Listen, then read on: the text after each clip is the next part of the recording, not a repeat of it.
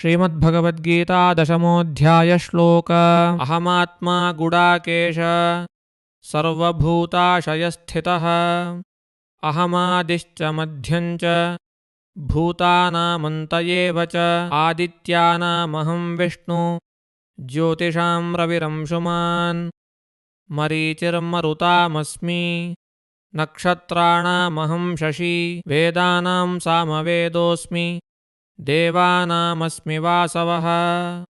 इन्द्रियाणां मनश्चास्मि भूतानामस्मि चेतना रुद्राणां शङ्करश्चास्मि वित्तेषो यक्षरक्षसां वसूनां पावकश्चास्मि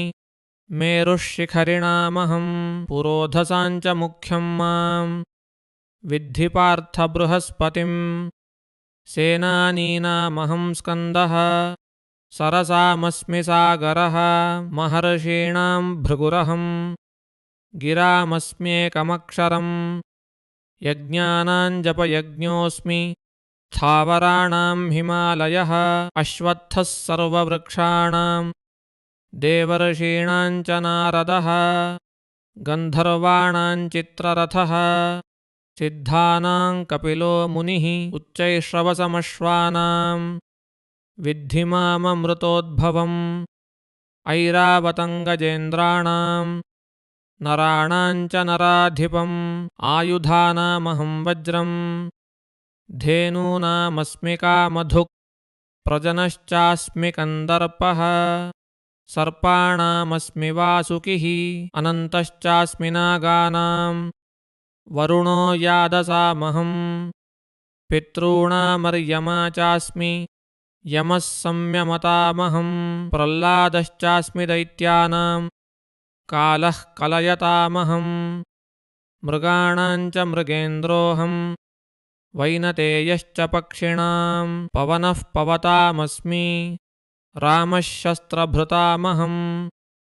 यषाणां मकरश्चास्मि स्रोतसामस्मि जाह्नवी सर्गाणामादिरन्तश्च मध्यं चैवाहमर्जुन अध्यात्मविद्याविद्यानां वादः प्रवदतामहम् अक्षराणामकारोऽस्मि द्वन्द्वः सामासिकस्य च अहमेवाक्षयः कालो धाताहं विश्वतो मुखः मृत्युः सर्वहरश्चाह मुद्भवश्च भविष्यताम् कीर्तिश्रीर्वाक्च नारीणां स्मृतिर्मेधा धृतिः क्षमा बृहत्साम तथा साम्नां गायत्री छन्दसामहं मासानां मार्गशीर्षोः मृतूनां कुसुमाकरः द्यूतं छलयतामस्मि तेजस्तेजस्विनामहं जयोऽस्मि व्यवसायोऽस्मि सत्त्वं सत्त्ववतामहं वृष्णीनां वासुदेवोऽस्मि पाण्डवानां धनञ्जयः मुनीनामप्यहं व्यासः कवीनामुशना कविः दण्डो दमयतामस्मि नीतिरस्मि जिगीषताम् मौनं चैवास्मि गुह्यानां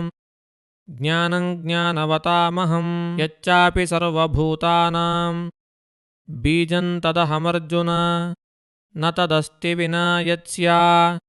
मया भूतं चराचरं नान्तोऽस्ति मम दिव्यानां विभूतीनां परन्तप एष तूद्देशतः प्रोक्तो विभूतेर्विस्तरो मया